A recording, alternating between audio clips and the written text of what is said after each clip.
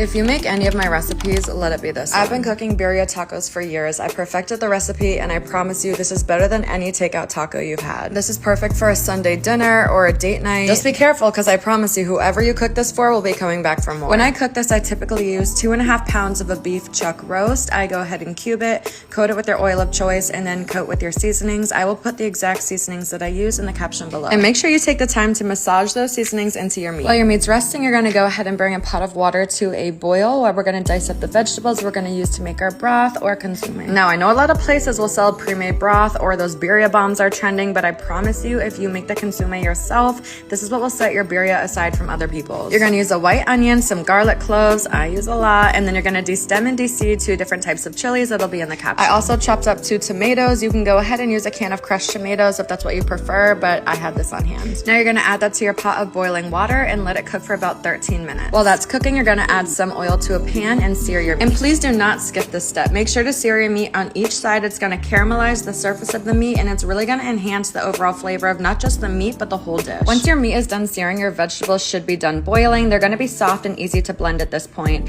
I add about half a cup of the water used to boil the vegetables in, along with the seasonings used to sear the meat, some Mexican oregano, and you're gonna blend it until it looks like this. Now it's time to add everything into your crock pot. You're gonna add all of that seared meat along with the juices from the seared meat. You do not wanna lose that flavor.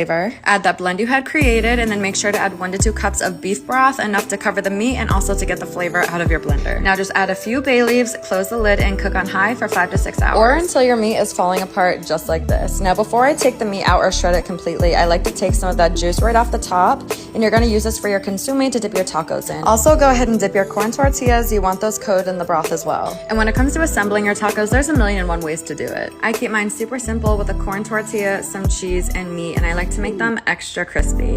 With this birria meat, you can also make ramen, birria fries, quesadillas. The meat has so much flavor, there's endless combinations. I've said it once, I'll say it again, this will be any takeout taco. And I was cooking for a crowd and they requested birria fries, so they got birria fries along with the tacos, always garnished with onions and cilantro, and add that consommé and enjoy.